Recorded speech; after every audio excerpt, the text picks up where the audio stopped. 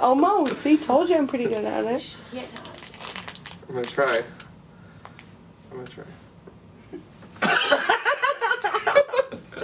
You can't throw. I caught it. I got the rebound.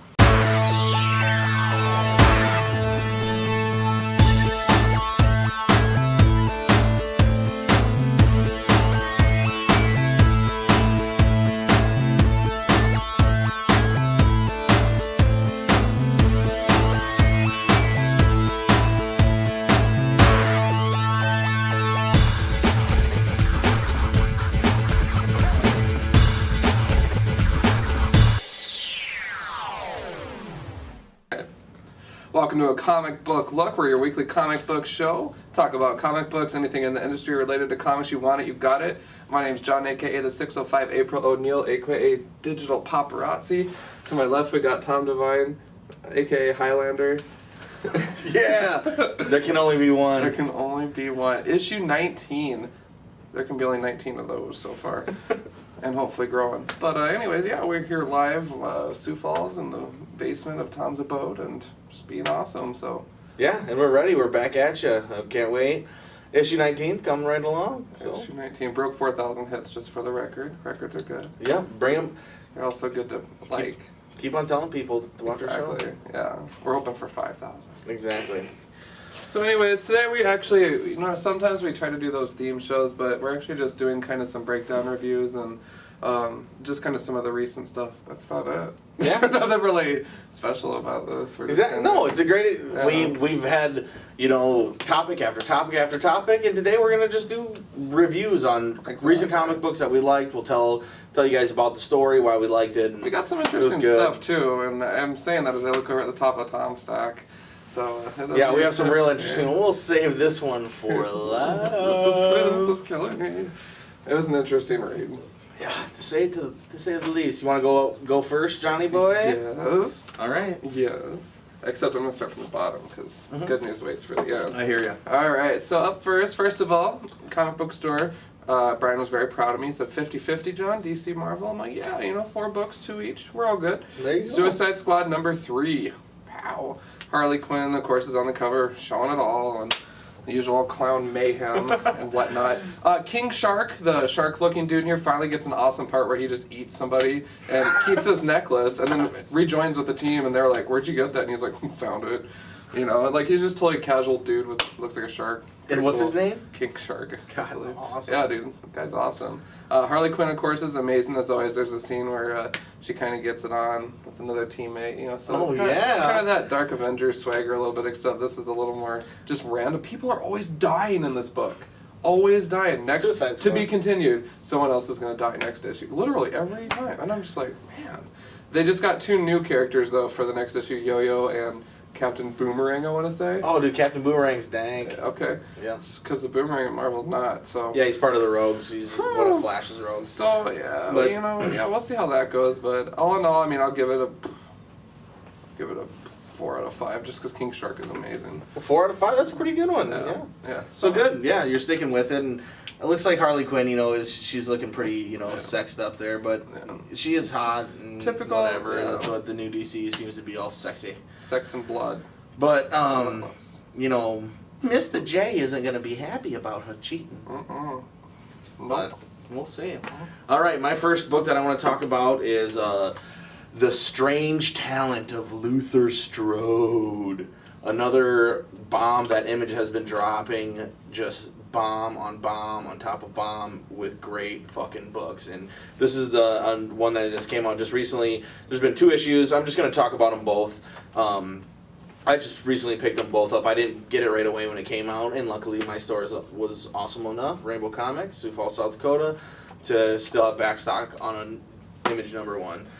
But it's about this, I guess it's like kick-ass in theory, except he really does have like some super strength, and it's not like you're not like being talked down to the whole time, or it's not like the Millar dumbness that you get out of like Kick-Ass. It's like really well written, and it's about this one guy, Luther Strode. He's a comic book fan in high school, and he kind of has this real badass girl that's kind of definitely she makes her own rules, who he likes, and one day he gets this mysterious book that he's able to learn lessons out of, and all of a sudden he's like becoming ripped. He can just like kick extreme ass. There's like ample amounts of blood. He has this some power where he's like seeing through people and seeing like their bone structures and seeing ahead where he could like completely kill people, and then he decides not to, and I don't know, all these different things are going on, and we don't really know anything of why this is happening, but they just jump you right into it, and it ends up being just an awesome, fun comic book.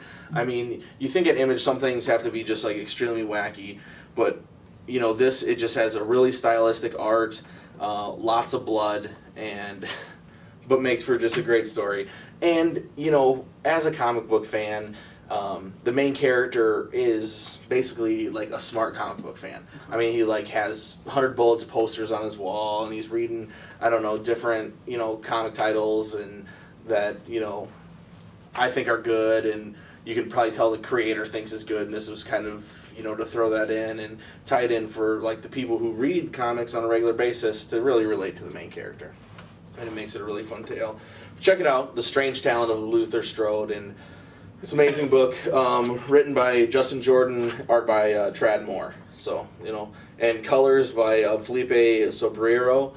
And the reason I mentioned the colors is because it plays a huge role. I mean, the colors are really well done, really great color palette, and it makes for kind of like a popping out art. We'll put some up. But it just ends up being really good, and he's a badass dude. Yeah, Luther Strode. It's hopefully the start of something that's really cool that sticks around for a while. Hopefully. Alright, let's see what I got here. Alright, in third place this week, Uncanny X-Men number 17. About Uncanny X-Force. Oh yeah, X-Force. Sorry, I'm still very sore about last week's episode.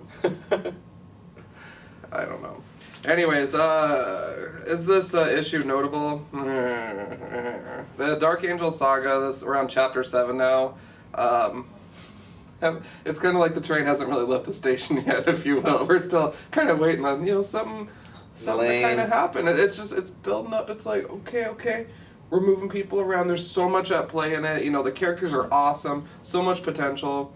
I don't know. For me, I just... Who is the X-Force? Is it still Phantom X? Yep, Deadpool, but he's MIA right now because he got hurt pretty bad. They actually got... Now, the neat thing about the book, though, is they brought in some of the Age of Apocalypse characters. Like, you'll see the weird Sunfire and Sabretooth Wild Child combo. Yep, Phoenix, Nightcrawler. Oh. So, you get a little bit of that. This is Opinia's back on art, too. But... So the art is awesome. All in all, it's just... it's... I don't know, like, it just didn't really do a lot for me as a reader just because I'm kind of like, okay, where's this going?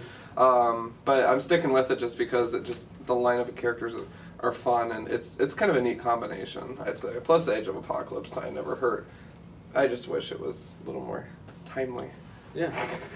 I hear you. It seemed to double ship for a while. I ended up jumping off of it. If it was Remender and Opinia doing it all the time, I would probably still be with it because just looking through this... Angel look cool. I don't even care what the story would be. this art is so good. Jerome Opeña is such a good artist, man. Yeah.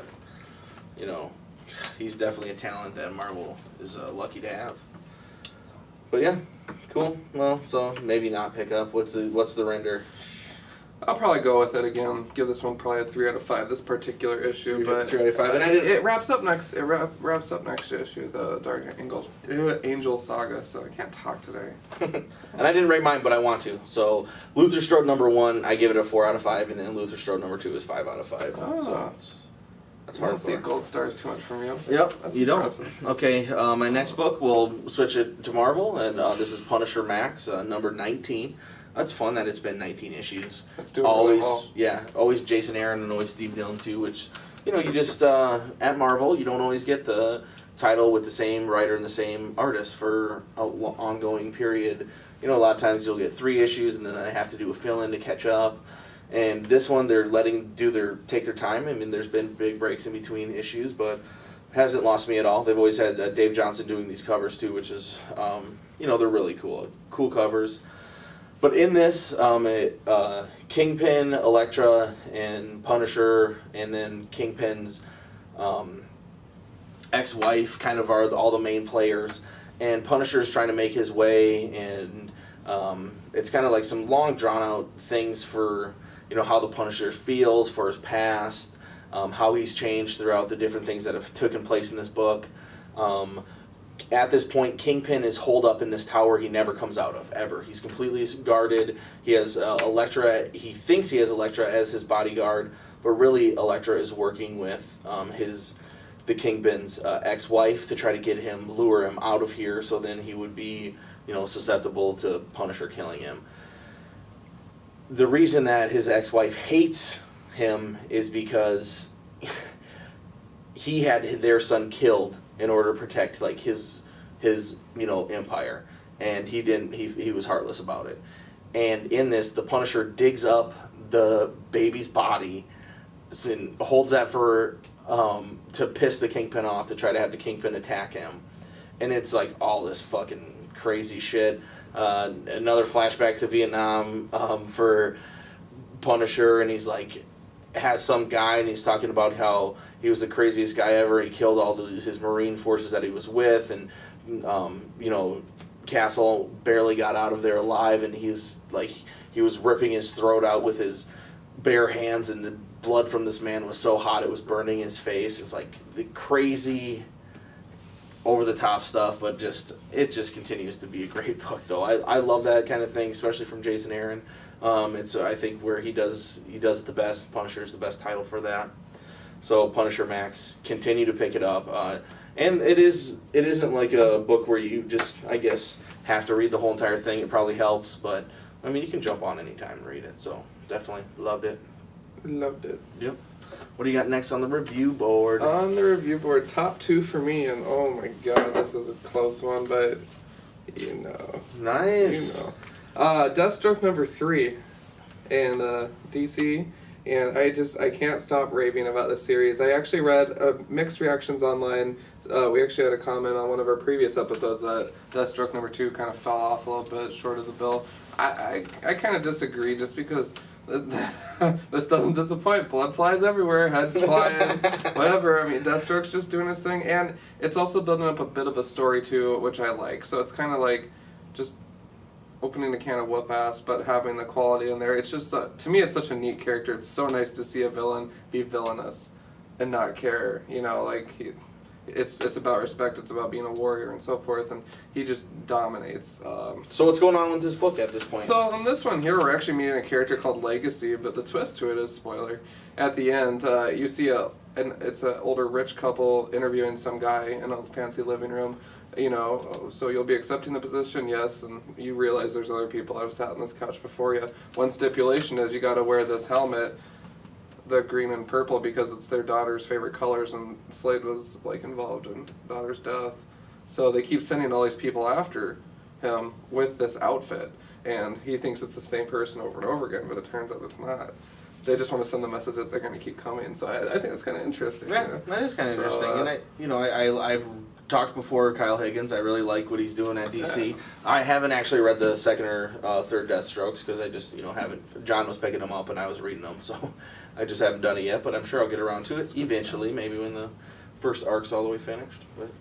But no, totally approve of the series. So and 4.5 to have John read more DC is a good thing, right, guys? Am I around here? But of course, Crew's going to get on your ass again because it's a villain title and you love villains nonstop. I rolled on the ground for 8 minutes on fucking Crew's comment. Oh, villains for hire, imagine that, or something like that. Yeah. It's so funny. The Avengers Academy. Oh, kids that were supposed to be villains. Why did you read that? Lol. Oh, man. Yeah, that's great. Before we go in here to my next book, we did get that's right, yeah. A question about Aquaman from a new subscriber, Von Boone, and he was asking us, he likes the new Aquaman in the new DC. Yeah. What is some books what are some great books or trades that he should go read. Yep. Well, I mean, I've read a little bit here and there. Aquaman. I've always liked the character as well. Super Friends, Batman Brave and the Bold. They make Arthur be a kind of, simpleton, and he's there more for comic support. He talks to the fish. He never really does anything that exciting, and that really pisses me off because I hate that version of Aquaman. He can be super strong. He can be, the ruling god of the underwater, and that's what you want to look for. Aquaman has been around for that long, and I've read Aquaman from basically tried out most things that have came out, and there's only one series that I've ever read that I felt like takes Iron Man, makes it fun, makes it a really cool concept, brings in good villains, and makes it a superhero really cool book. And that's going to be when Peter David did a long run on Aquaman, and it ends up being just like a great book. It's Peter David continues to write it for a long time, so you get like his actual story.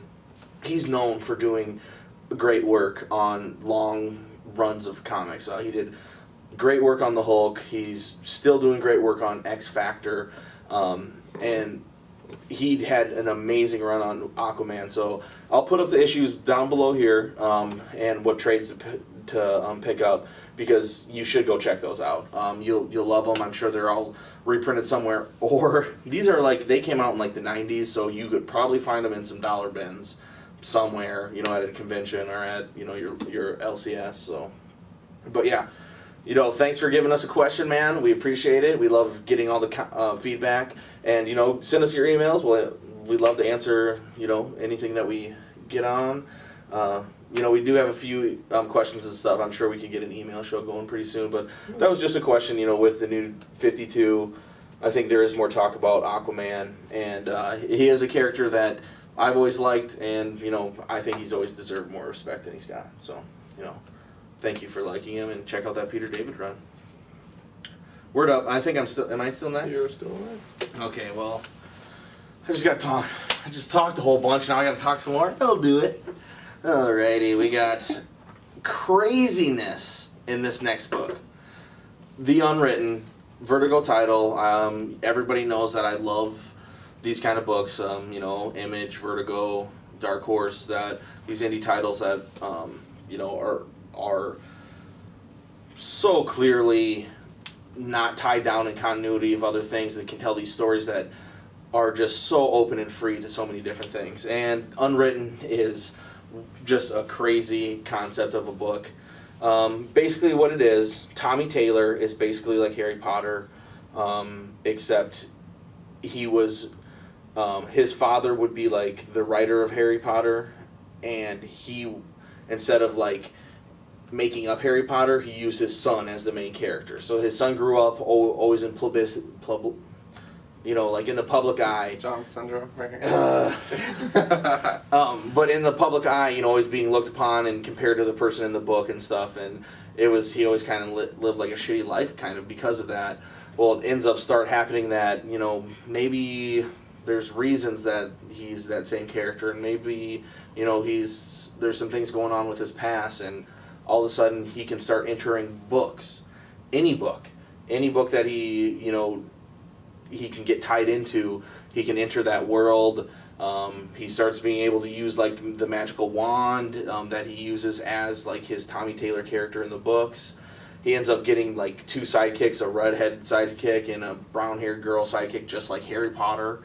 And so there's times when it's just those 3, and it's just so funny the play on Harry Potter that they're doing, but then they're just taking it so much further, and that's just one small little part of this amazing world that Mike Carey and Peter Gross have built in this book called Unwritten. And this issue drops bombs. Everything has been leading up. We're going, what issue is this? 31. So 30 issues. That's a pretty long arc. And Tommy Taylor has not been able to get a hold of his power, has not been able to really grasp what's going on, and everything that happens around him in 30 issues you're still confused a lot. All of a sudden in this one, you open it up, and he is in full control of his magical powers, and he's picking things up and throwing around, doing all these crazy things, and you're going, did I miss an issue? Right. Because what? When can he do this? Then they kind of tie backwards into it on how this is happening, and Lizzie, the girl, the female person, his partner, she is like, we jumped off this cliff with magic and we didn't test on how tight that rope was. We're just hoping that it holds us. What's going to happen is he uses, with this magic, we don't know the limits, we don't know the capabilities, because he's just doing outlandish things to try to take down the different cabals that his father kind of built around him, in all these odd ways that I can't really explain unless you're reading the book. And so all of a sudden he's using all these things, it stops working in a really inconvenient place, and then he finally gets it to skip one more time to try to jump out of this storyline and back into the regular world, and he gets the last page is him stuck in Antarctica. He's wearing a t-shirt and he's out of magical juice.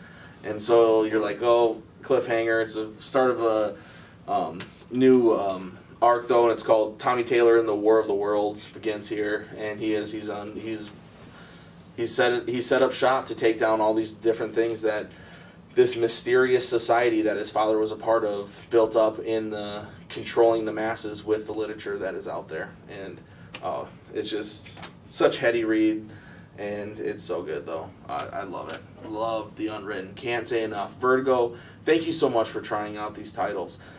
Vertigo is the off-print of DC. They're mostly creator-owned books. This is a creator-owned book. You're going to find the same artists, the same writers, all original ideas, and they've been really lacking. And there's been talk about them actually being canceled, with all this new DC stuff. John Constantine going into the DC, Swamp Thing going back in the DC verse. They were kind of Vertigo players. Madame Zandu, they were like, oh, now that they're in the DC, are they going to cancel Vertigo? I did hear recently on a website though that DC concentrated so much on DC this year that they weren't really promoting Vertigo. A lot of their titles are going to be ending, DMZ, Skelt, but then they said next year they're going to put out a new Vertigo series once a month for the whole entire year. And so I am just so stoked for that. New Spaceman by Vertigo came out recently by Brian Azzarello and Edward Risso, and I mean their teamwork is just absolutely great. I can't say enough about Vertigo. Thank you. You make comics, worth going to the comic shop every Wednesday. I like Word. Scalped, exactly, man. God, it's so good. There's only 6 issues left of Scalped, and then it's done forever. Cry. It's a pretty solid series though. Hell yeah. It's going to go down as a legendary series, and a lot of people don't say that, and that pisses me off. Scalped is equivalent to Why the Last Man, Preacher, these other ones that are the Finite series, Transmetropolitan. I think it is up there.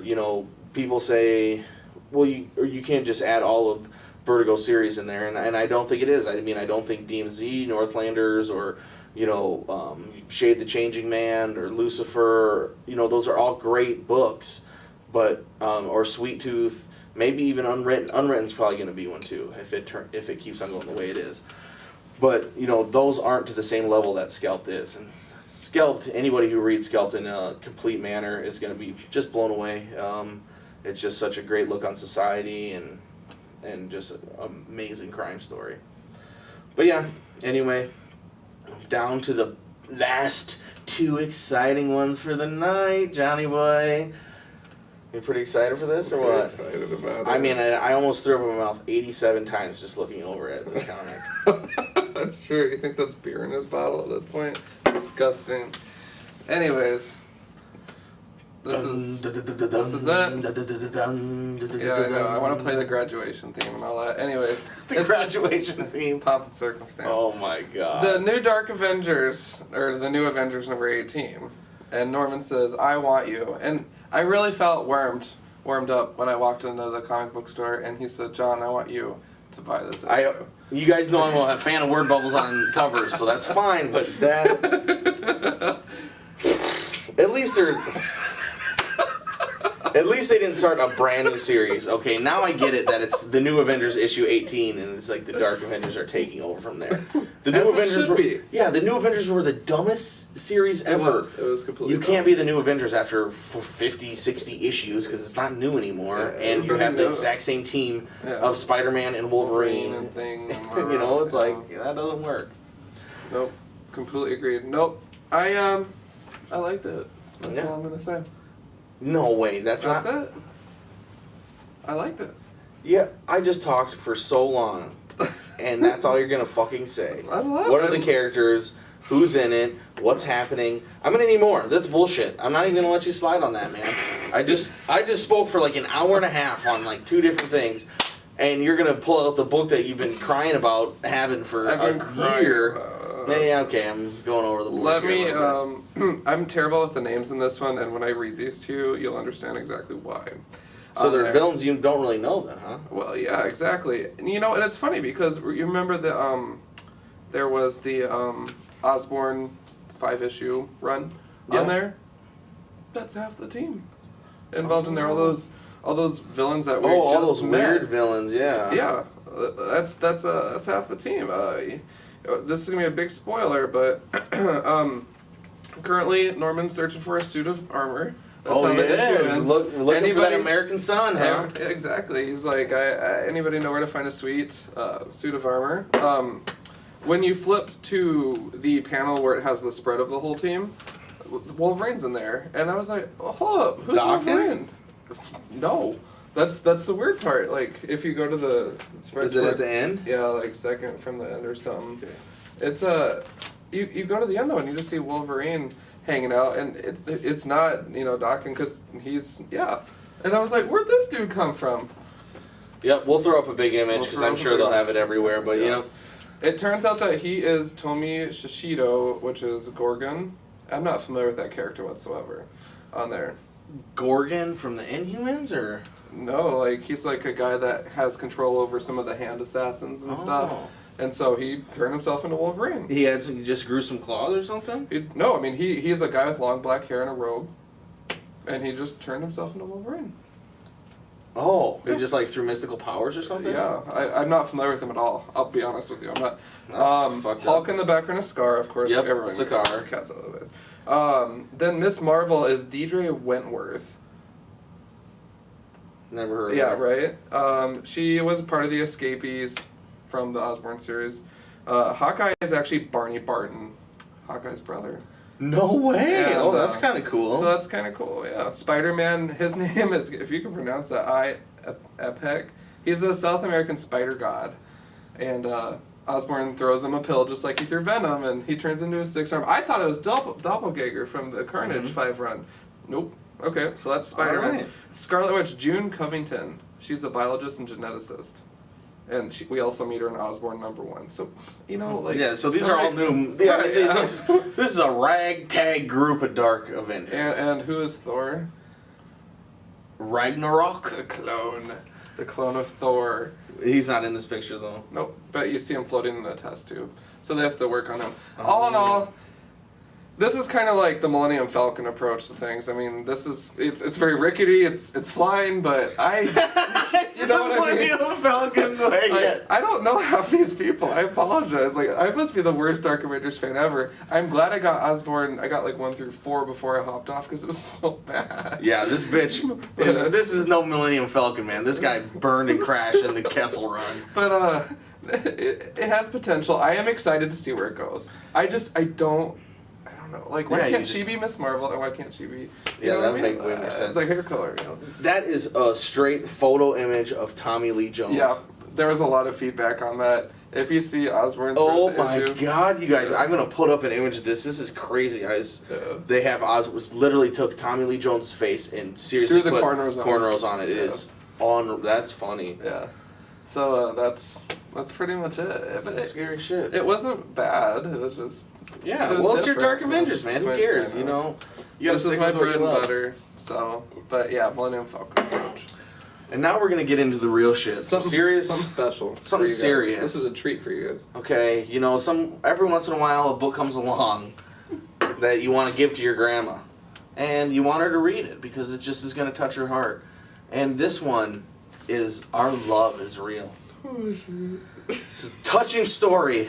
Epic. About how all those gross bastards who are having sex with vegetables getting their ass pounded by the real men who have sex with dogs. But the true man of the main character of our story realizes that maybe he's just not in love with his bitch as much as he thought he was. Maybe there's another thing that can fill his sexual desires, and that is crystals. And I am dead serious. That is what this book is about. Having sex with crystals. A man, a cop, in like crazy futuristic place, wearing like a robot suit, kicking the shit out of people who have sex with vegetables because they're disgusting perverts. He goes home.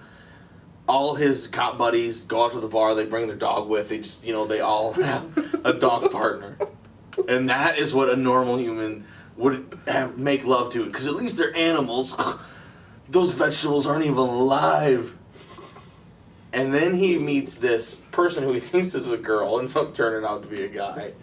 Totally a good shit. Who has sex for hours and hours with a crystal, but not by touch, by aura. He gets a little bit intrigued, ends up, some shit happens, shit goes down, he dies, gets crystallized into a crystal, and is able to make love as a crystal with and he this other man sex for is the rest of incredible. life. And it is seriously one of the most fucking outlandish tales in the world.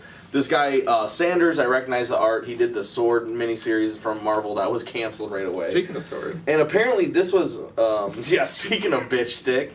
Bitch maker. Speaking of His the sword Sword was bitch maker. Apparently this was like an indie comic that came out a year or so ago. But then it got, like, some people were talking about it. And then it... Excuse me. And then Image picked it up and put it out. I mean, it's an odd shape. It doesn't fit with my other fucking comics, and that'll make you mad. I don't even know what to do with it. I'll shove it into my graphic novel shelf and never see it again for a while. But it's on the fridge. Yeah. No, I'm gonna give it to my grandma. I mean, she's gonna love it.